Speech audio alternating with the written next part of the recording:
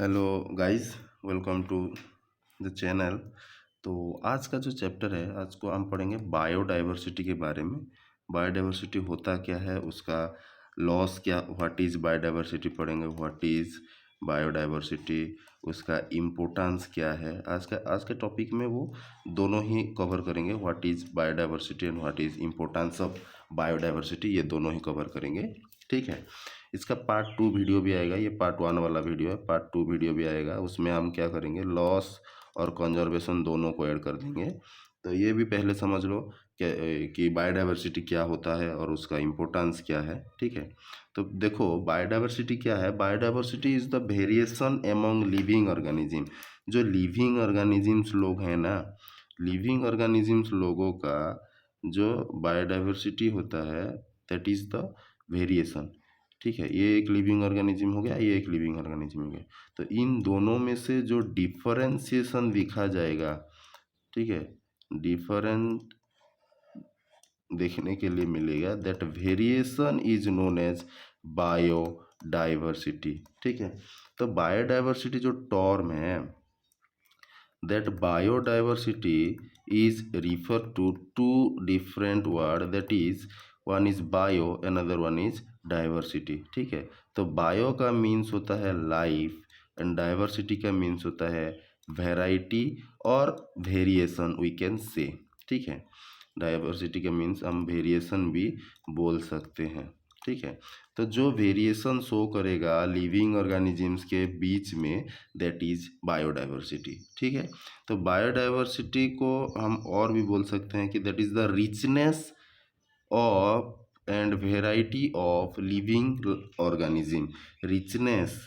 Richness and variety of living organism हम बोल सकते हैं उसको। ठीक है। तो ये जो बायोडाइवर्सिटी टर्म है वो 1985 में डिस्कवर हुआ था, डिस्कवर इन 1985 में, जिसमें कोई भी एक फ्रीक्वेंसी जैसे कि इकोसिस्टम हो गया उसको ऐड कर दिया, ऑर्गेनिजम्स का नंबर जो है उन नंबर में से जो डिफरेंशिएशन है उसको ऐड कर देंगे, तो ये बायोडाइवर्सिटी है। ठीक है। तो बायोडाइवर्सिटी हमको देखने के लिए मिलता है तीन तरीके का, that is genetic biodiversity, species biodiversity and ecological biodiversity. ठीक है। ये तीन बायोडाइवर्सिटी हमें देखने के लिए मिलता है। पहले हम देखते हैं जेनेटिक बायोडाइवर्सिटी क्या है। ठीक है।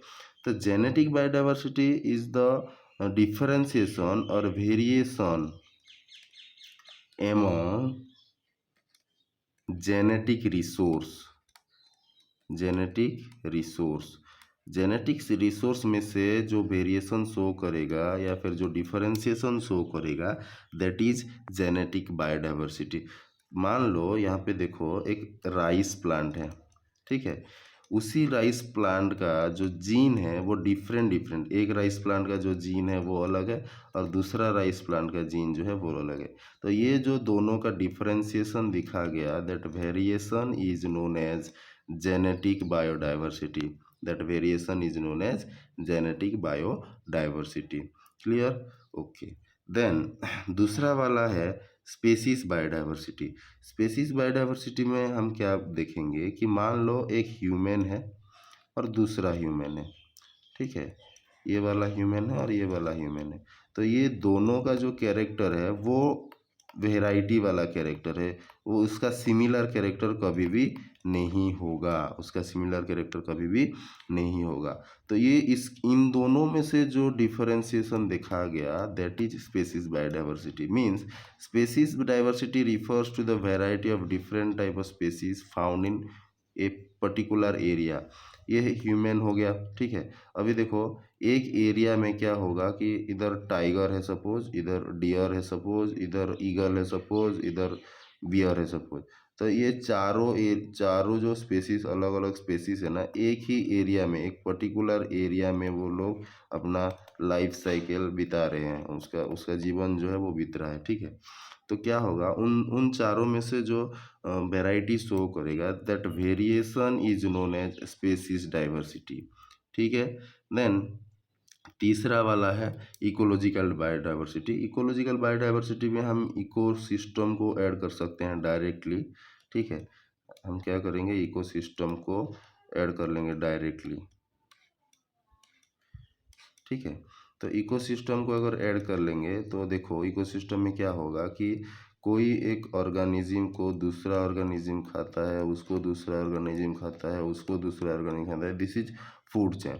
और क्या होगा, कोई एक ऑर्गेनिज्म को एक ऑर्गेनिज्म खाता है, उस ऑर्गेनिज्म को और एक भी ऑर्गेनिज्म खाता है, इस ऑर्गेनिज्म को ये खा लेता है, इसको वो खा लेता है, उसको वो खा लेता है, उसको डायरेक्टली ये खा लेता है।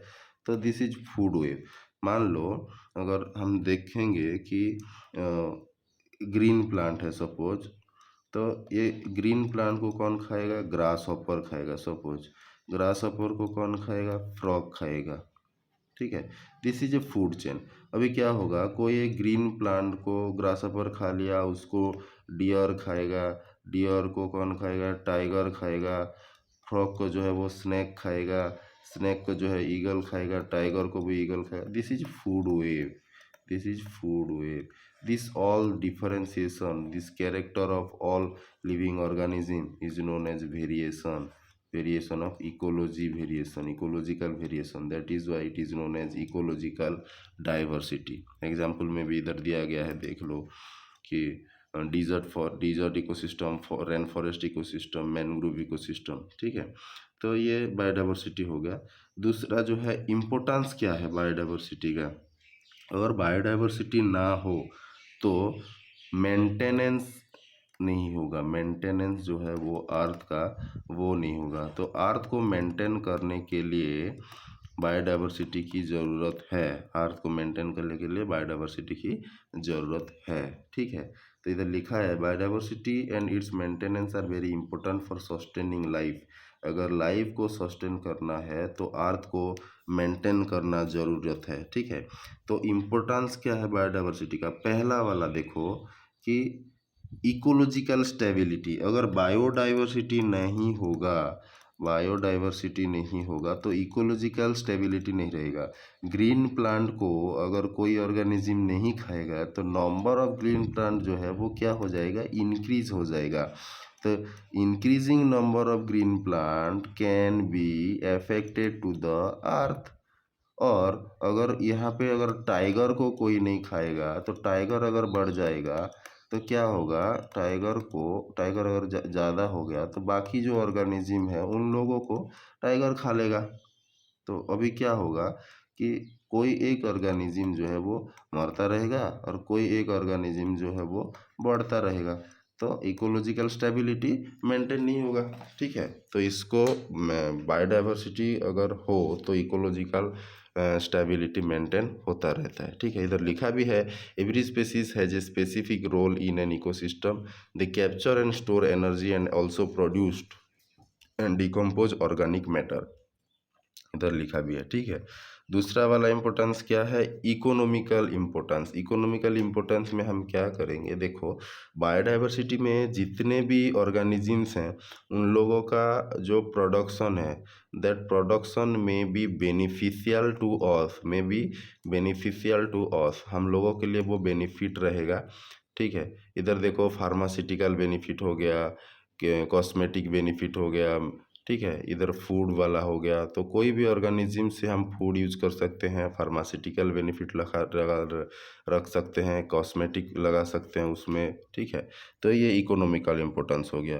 तीसरा वाला जो है वो है एथिकल इम्पोर्टेंस, मतलब बायोडाइवर्सिटी में जो भी ऑर्गेनिज्म आता है उसको पता है राइट टू एग्जिस्ट, कहाँ रहना है और किधर रहना है, कहाँ तक रहना है, इसको उसको पता है, ठीक है। तो कोई ऑर्गेनिज्म को अपना जो राइट टू एग्जिस्ट पता है, कब जाना है कब रहना है, दैट इज़ एथिकल इम्पोर्टेंस। वो जो जब रहना होगा वो रहेगा, जब जाना होगा वो जाएगा, जहाँ रहना होगा वो रहेगा, जहाँ नहीं रहना होगा वो चला जाएगा। तो biodiversity is preserve different culture and spiritual heritage.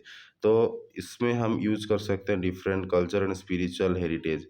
कोई ऑर्गेनिज्म अगर एंडेंजर होने लगा, ठीक है, कोई ऑर्गेनिज्म अगर एंडेंजर होने लगा तो हम उसको स्टोर करके रख देंगे फॉर फर्दर यूज के लिए, ठीक है।